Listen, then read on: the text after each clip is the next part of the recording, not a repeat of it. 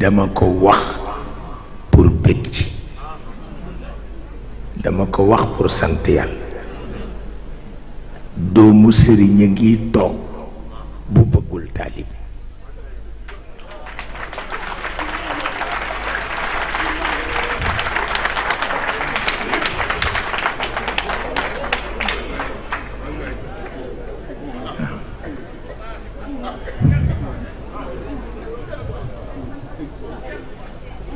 moo tax ku xir ci man dee nga.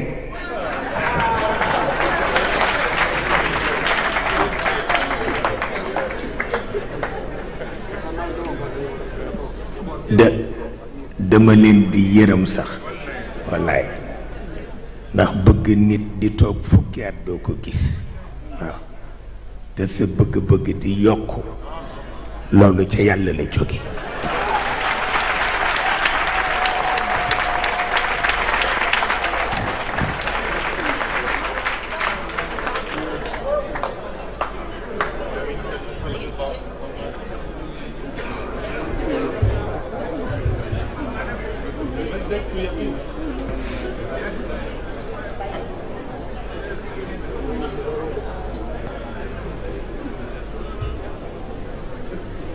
damay toog tey ci suba laa koy wax ma ne nit ñi dañu dof, ma ne nit ñi dañu dof.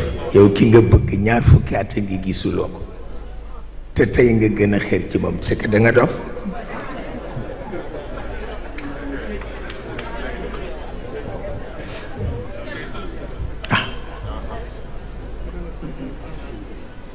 moo tax Sëriñ Babacar dama daan wax ni di nga gàtt wax wallaay, ndax nit ñi yow rek lañu sopp wallaay ndeysaan.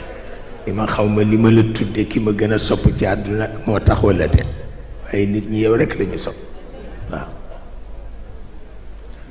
ma ni ko duma am xarit bu la bëggul de, duma ko def mukk. xarit bu la bëggul duma ko am mukk mukk, soxlawuma ko. xarit bu la bëgg rek, te loolu moo